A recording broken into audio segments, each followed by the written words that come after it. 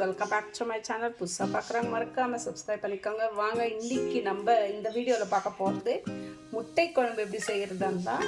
So நிறைய பேர் வந்து முட்டையை வேக வச்சு செய்வாங்க. ஸோ இன்றைக்கி நம்ம முட்டை வந்து வேக வச்சு செய்யலாம், அப்படியே முட்டையை உடச்சி செய்ய போகிறோம்.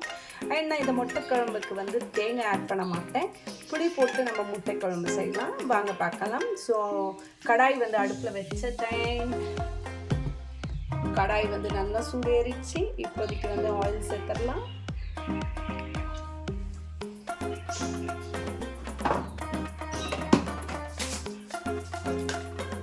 ஸோ ஒரு 3 to 4 பேர் சாப்பிட்ற மாதிரி நம்ம வந்து செய்ய போகிறோம் முட்டை குழம்பு. அதுக்கு வந்து 2 முழு பூண்டை வந்து உரித்து வச்சுருக்கேன். அதே மாதிரி 2 முழு வெங்காயத்தை வந்து கட் பண்ணி வச்சுருக்கேன்.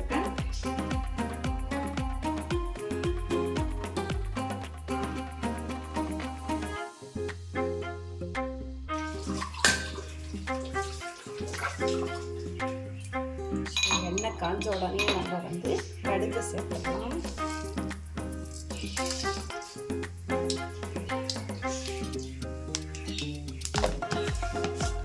கடுகு வந்து நல்லா பொரியட்டும்.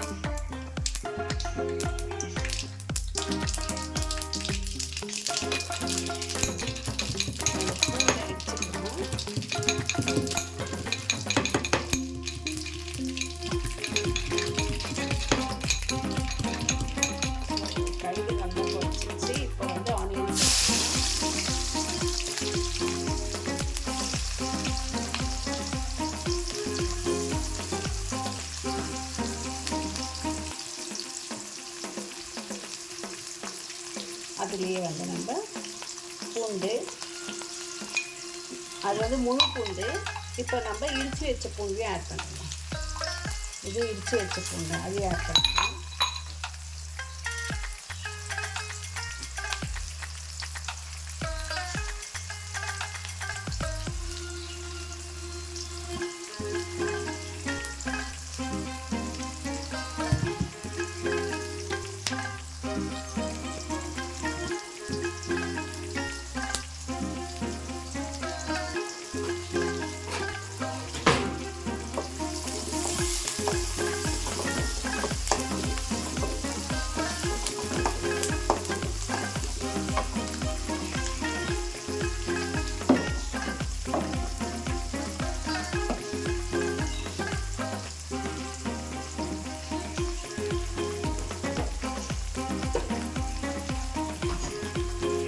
இப்போ வந்து கருவேப்பிலை ஆட் பண்ணணும்.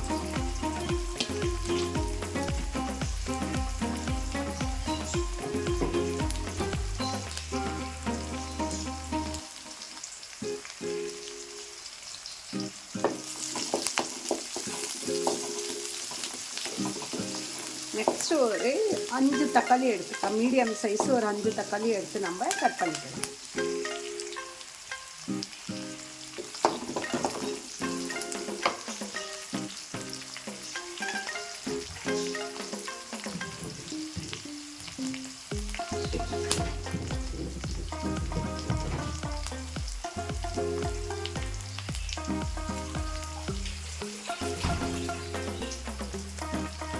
இந்த மாதிரி தக்காளி எடுத்தாச்சு. இதை வந்து கட் பண்ணி ஆட் பண்ணிடலாம்.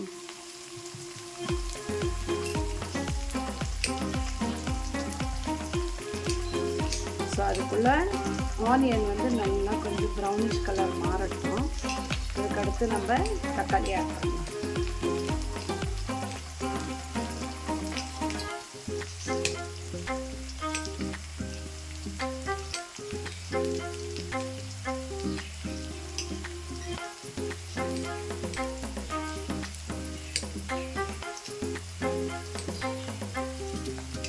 ஸோ இந்த ஸ்டேஜில் நம்ம தக்காளி ஆட் பண்ணலாமா?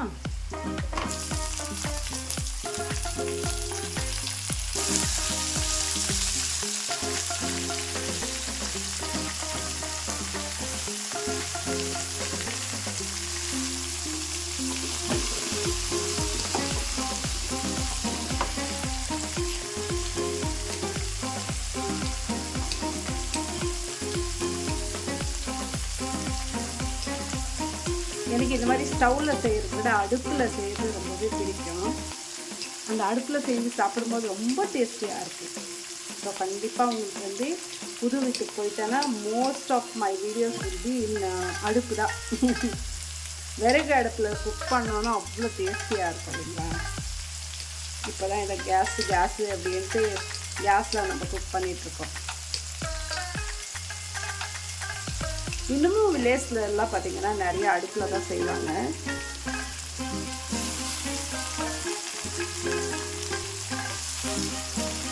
ஸோ நம்ம இந்த முட்டை குழம்புக்கு தக்காளி வந்து எவ்வளோ போடுறோமோ அவ்வளோ டேஸ்டியாக இருக்கும்.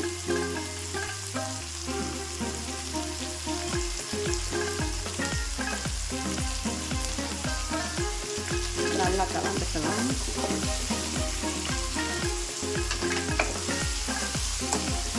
இது நல்லா எண்ணெயிலே வதங்கணும், அப்போ தான் வந்து நல்ல டேஸ்ட்டாக இருக்கும்.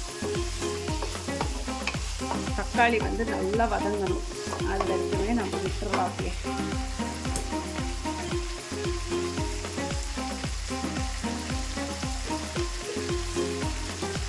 இதுக்கு அடுத்து என்ன பண்ணலான்னா புளி, ஒரு இவ்வளோ புளியை ஊற வச்சிடலாம்.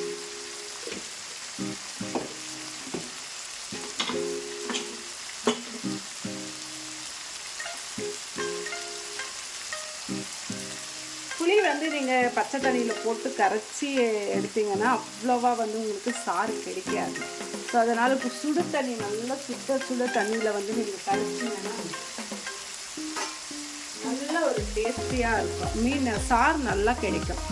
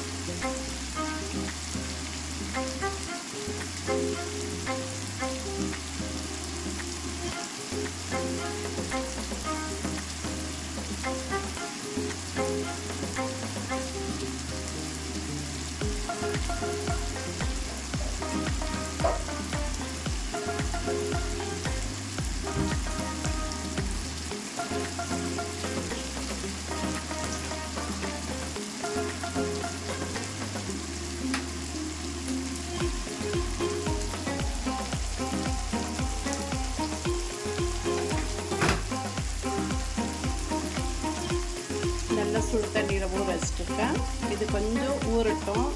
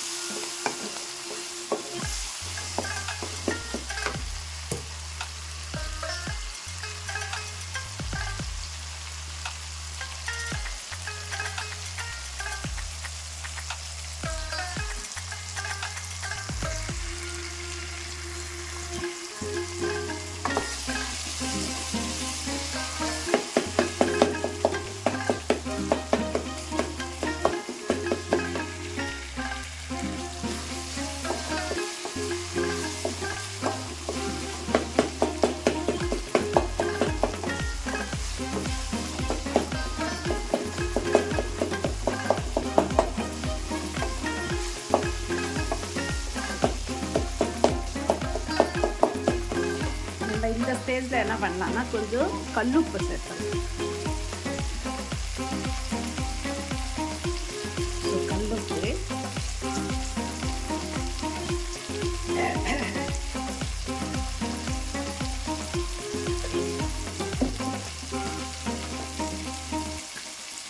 வீட்டிலே அரைச்சி வச்ச சாம்பார் பவுடர் காரத்துக்கு ஏற்ற மாதிரி. ஸோ 2 ஸ்பூன் போடுறேன். அதுக்கடுத்து ஒரு ஸ்பூன் போல் நம்ம வெறும் சில்லி பவுடர் போட்டுக்கலாம்.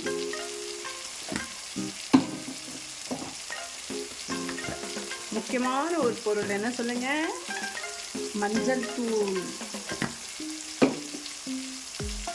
இப்போ இது எல்லாத்தையும் நம்ம நல்லா ஃப்ரை பண்ணலாம்.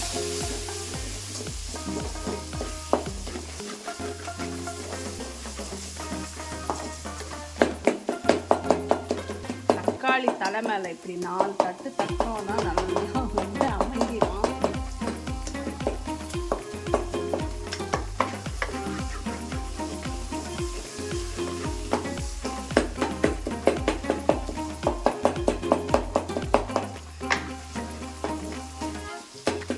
ஸோ உங்களுக்கே தெரியும் நல்லா வந்து தக்காளி வதங்குது.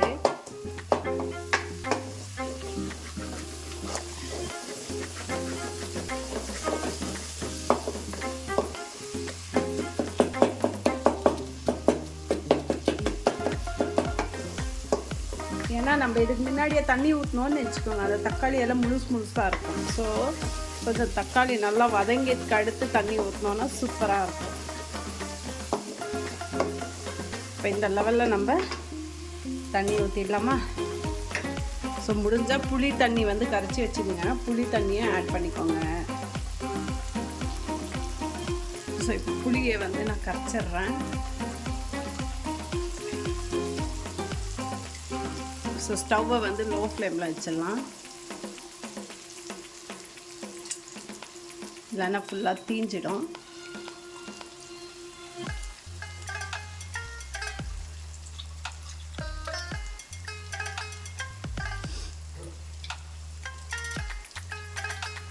பாருங்கள் நல்லா வந்து நமக்கு திக்காக வந்து ரசம் கிடைக்கும். இப்போ இதை வந்து ஆட் பண்ணிடலாம், தண்ணியை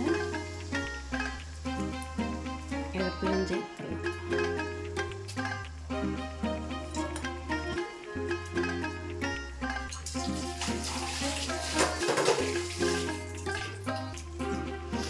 இப்போது ஃப்ளேம் வந்து ஹையில் வச்சிடலாம். பார்க்கும் போதே எப்படி இருக்குது பாருங்கள். இதில் வந்து முட்டைக்கு பதிலாக நம்ம வந்து மீன் போட்டோன்னு வச்சுக்கோங்க, அடடடடா அவ்வளோ டேஸ்டியாக இருக்கும் தெரியுங்களா? சான்ஸே இல்லை, அவ்வளோ டேஸ்டியாக இருக்கும் அந்த மீன் குழம்பும். சேம் இதே மெத்தடு தான், இதே இன்க்ரீடியன்ஸ் தான் நீங்கள் மீன் குழம்புக்கு போட போகிறீங்க. இன்னும் கொஞ்சம் தண்ணி ஆட் பண்ணிடலாமா? கொஞ்சம் முட்டை இது ஆகணும் இல்லைங்களா, அதனால் தண்ணியாக வச்சிடலாம். இதை வந்து கலந்து விட்டுடலாம். இப்போ இதில் மீன் போட்டோன்னா அவ்வளோ டேஸ்ட்டாக இருக்கும்.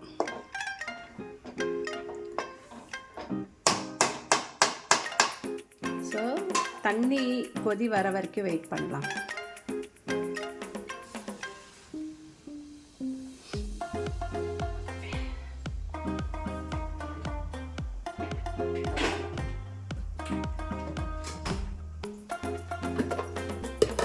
நீங்கள் ஒரு 10 பேருக்கு வைக்கணும் அப்படின்னு நினச்சாலும் தேங்காவே சேர்க்க தேவையில்லைங்க, அவ்வளோ சூப்பராக வந்து தக்காளியை வந்து கொஞ்சம் எக்ஸ்ட்ராவாக ஆட் பண்ணுங்க போதும்.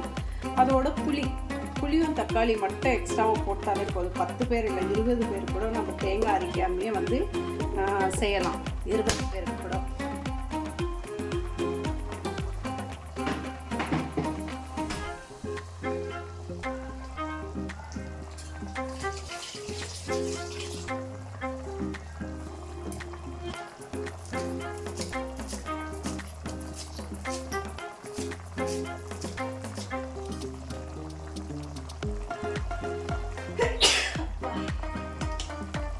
ஸோ கொத்தமல்லி வந்து ஆல்மோஸ்ட் எல்லாமே ஃபைனல் ஸ்டேஜில் தான் போடுவாங்க, பட் நான் மட்டும் அப்படி போட மாட்டேன்.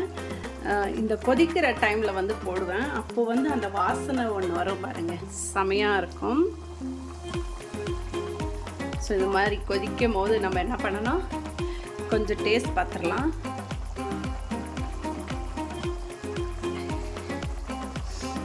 கரெக்டாக இருக்கான்னு செக் பண்ணிடலாம். ஏன்னா முட்டை ஊற்றி நம்ம ரொம்ப கலக்க மாட்டோம், அதனால் வந்து உப்பு காரம் மட்டும் டேஸ்ட் பண்ணிடலாம். அப்பா சூடாக இருக்கே. உப்பு மட்டும் கம்மியாக இருக்குது. ஆஹா டேஸ்ட்டு அடடடடா செமையாக இருக்குது. உப்பு மட்டும் கொஞ்சம் ஆட் பண்ணிடலாம். ஸோ இப்போ சால்ட்டு போட போகிறேன். இப்போ கல் உப்பு போட்டோன்னா அங்கங்கே அப்படியே நிற்கும், அதனால் சால்ட் ஆட் பண்ணிடலாம்.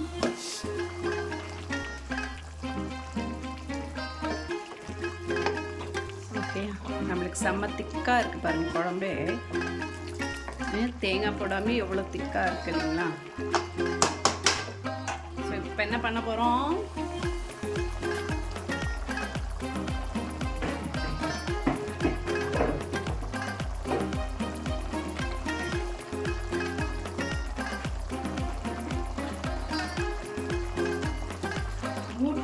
உடச்சி ஊற்ற போகிறோம். ஸோ 5 முட்டை எடுத்திருக்க, 5 முட்டையை உடச்சி நம்ம போட்டுடலாம். தனிஷ்கா இருந்திருந்தால் தனிஷ்கா தான் முட்டை உடைப்பாங்க, அவங்க முட்டை உடைக்க ரொம்ப பிடிக்கும். ஸோ முட்டை உடைக்கலாமா? கத்தியோட பேக் சைடில் ஒரு போடு அப்படி போட்டோன்னா அதோட துண்டுகள் எதுவும் விழாத மாதிரி பத்திரமா போடணும். ஸோ போட்டாச்சு. 1 மோர் உடைக்கலாமா?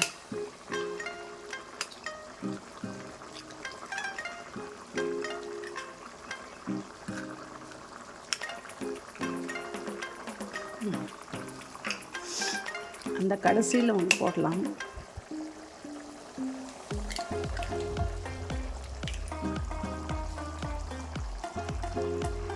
இந்த கடைசியை விட்டா எப்படி? அது இந்த கடைசியை ஒன்று போட்டுடலாம்.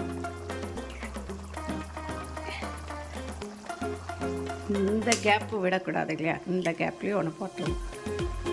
ஸோ இதை வந்து நம்ம எப்போ கலக்கக்கூடாது. கலந்துட்டிங்கன்னா எல்லாம் அப்படியே ஒரு மாதிரி பொடி பொடியாக ஆகிடும். ஸோ முழுசாக அப்படியே எடுத்து சாப்பிட்டா தான் நல்லா டேஸ்டியாக இருக்கும்.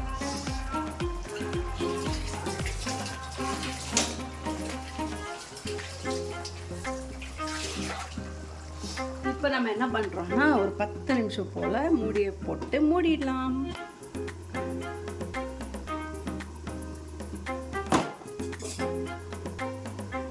ஸோ ரொம்ப சிம்பிளான முட்டை குழம்பு எப்படி வைக்கிறது, எப்படி செய்கிறது அப்படின்னு பார்த்தீங்க. பெரிய இன்க்ரீடியன்ஸ் எல்லாம் எதுவும் பெருசாக தேவையில்லை. வெங்காயம், பூண்டு, தக்காளி, கருவேப்பிலை, முட்டை,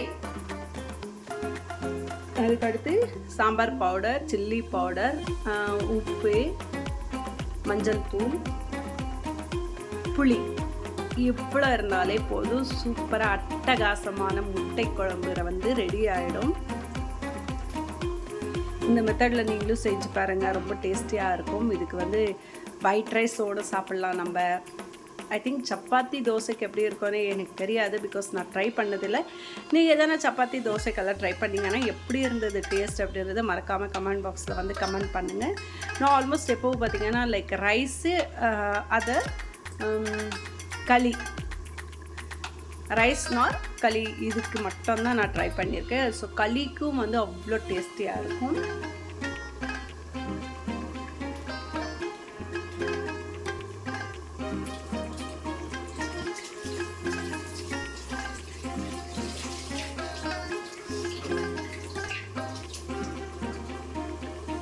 ஸோ அதை ஓப்பன் பண்ணி பார்க்கலாமா லைட்டை?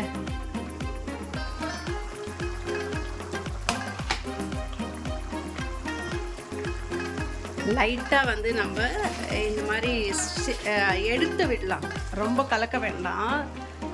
ஏன்னா வந்து அடி பிடிக்காமல் இருக்கும். இந்த மாதிரி இது பண்ணால் கலக்கிறது வேண்டாம். பாருங்கள், இப்படி எடுத்து விட்டுடலாம். ஏன்னா சம்டைம்ஸ் வந்து அப்படியே கீழே போய் அடி பிடிக்கும். பாருங்க, லைட்டாக அடி பிடிக்கிற ஸ்டேஜ் இது.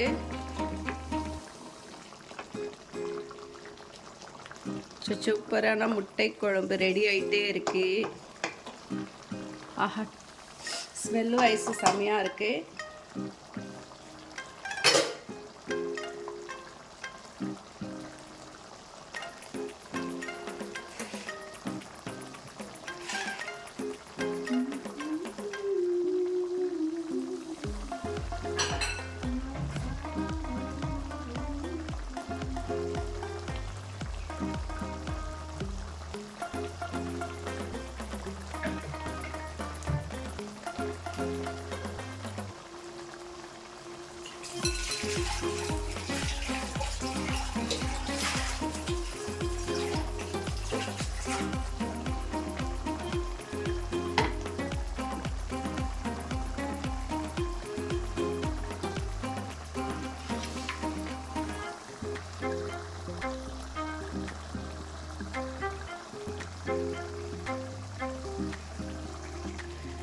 ஃப்ரெண்ட்ஸ், முட்டை குழம்பு வந்து சூப்பராக ரெடி ஆயிடுச்சு.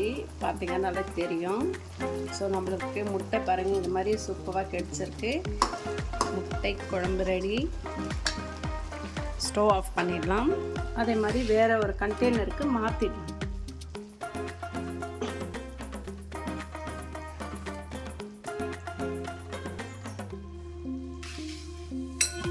ஸோ நான் சூப்பரான ஒரு பவுல் எடுத்திருக்கேன். பவுலுக்கு வந்து ட்ரான்ஸ்ஃபர் பண்ணிடலாம்.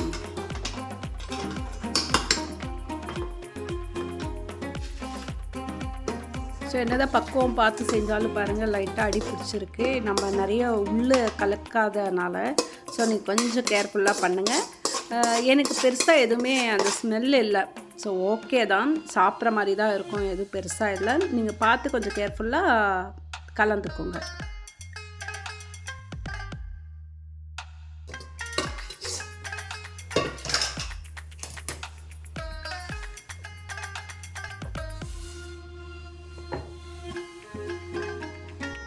ஸோ சூப்பராக வந்து முட்டை குழம்பு ரெடி ஆகிடுச்சு. நீங்களும் இதே மாதிரி ட்ரை பண்ணி பாருங்கள். எப்படி இருந்தது டேஸ்ட் அப்படின்றத மறக்காமல் வந்து கமெண்ட் பாக்ஸில் கமெண்ட் பண்ணுங்கள். ஸோ நிறைய பேர் வந்து வீடியோஸை பார்க்குறீங்க, பட் ஃபீட்பேக் கொடுக்குறது இல்லைன்றீங்க. எப்பவும் ஃபீட்பேக் கொடுங்க. கண்டிப்பாக நாங்கள் வந்து உங்களோட ஃபீட்பேக்கை கொண்டு தான் நெக்ஸ்ட் ப்ராசஸை வந்து நல்லா பெஸ்ட்டாக வந்து கொடுக்க முடியும். ஸோ அதனால் மறக்காமல் கமெண்ட் பாக்ஸில் வந்து கமெண்ட் பண்ணுங்கள் எப்படி இருந்ததுன்ட்டு.